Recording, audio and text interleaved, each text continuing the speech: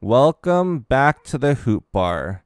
With Game Six coming, I don't think we'll. I think they've officially rolled out Giannis for Game Six, with the hyperextension. Thank God it wasn't a ligament tear. There's no structural damage to that knee. So, I think the reports are coming out that he'll be back Game Seven or the first game of the NBA Finals. So with Game 6 coming up, there hasn't been any reports with Trae coming back at all. But let's assume this is a do or die game for the Hawks. We're gonna see Trae back this game.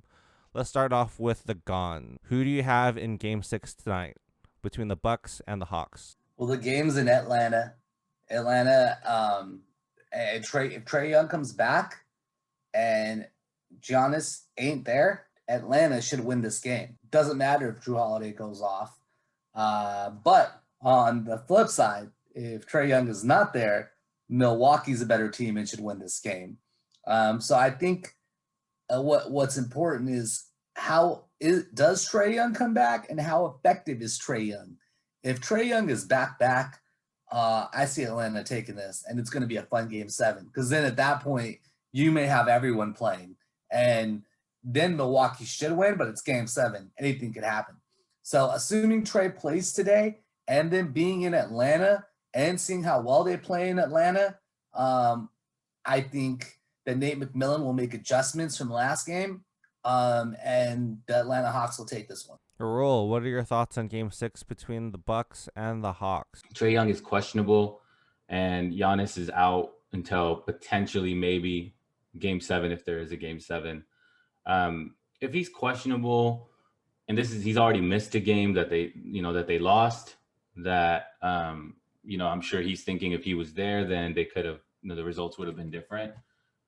So just given that he had to miss that game because of how much pain he had, and he tried to fight through it. And you can tell that Trae Young is not a guy that's going to easily sit out. You can't say the same about Kawhi, and we don't know the extent of his injury, but for sure we just by the demeanor, just by his intensity, just by his will to want to win and play and be there for his teammates, I can just tell Trae Young would only sit out if it was excruciating level of pain, which it must be that he missed Game 5 and now they're down 3-2 and he's still only questionable, not even probable or likely to play. So to Ganz' point, like what if he is back?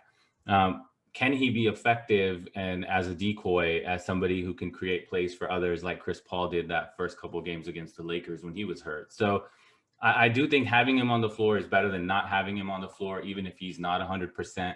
It gives them a fighting chance. They're at home, like the Gon said. But if you look at the Bucks, they found something, right? The when Giannis is your son, when you're kind of all revolving around him, you go with him, and sometimes he's making these. Either he's turning the, let's say he's drawing charges, he's not making his shot because they're giving him an open shot. For whatever the reason, you get so consumed with what Giannis can or cannot do. And so when he's not there, if you look at the scoring, Middleton, 26 points last game, Lopez, 33 points, 14 out of 18 shots for Lopez. Portis got 20 shots. He made 9 of them, almost 50%, got 22 points and was a plus 14. Holiday got 20 shots. So between Middleton, Lopez, Portis, and Holiday, you have 80 shots that they took. That's just means, and they're all plus 16, plus 17, plus 14. They all scored at least 20 points with Lopez scoring 33. So what I'm saying is that this gives opportunity to the rest of the crew, and they have a pretty good crew.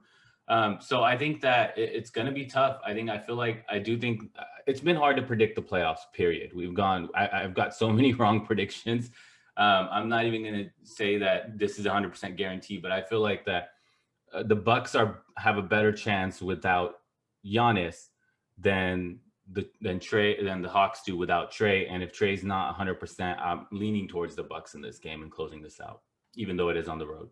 I said Bucks in 7 last podcast. I'm gonna stick with Bucks in 7 this past podcast. I mean, Game 4 wasn't just Game 4 when Giannis was out and Trae Young was out, that had to count for something. Yes, Game 5, the Bucks did blow them out with Brook Lopez just going off, pulling his best Brook Lopez in Brooklyn impression when he was an All-Star, and he just went off.